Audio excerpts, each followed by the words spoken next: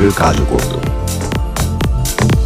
আদ্রিতা তার বন্ধুদের বলেছিল যে আদ্রিতা বিদেশে বিয়ে করেছে আর তার স্বামী লন্ডনের একজন খুব বড় বিজনেসম্যান। কিন্তু যখন আদ্রিতার বন্ধুরা ওকে ওদের স্বামীদের দেওয়া দামি দামি গিফটগুলো দেখাতো, তখন লজ্জায় ওর ভিতরটা পুড়ে ছাই হয়ে যেত।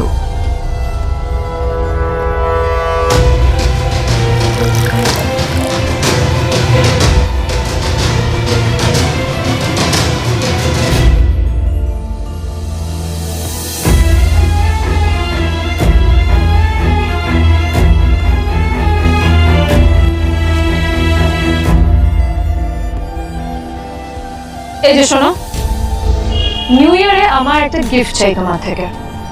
আর গিফট যেন দামি হয়, হ্যাঁ, মানে খুব দামি, কয়েক লাখ টাকা। ওকে? কয়েক লাখ টাকা?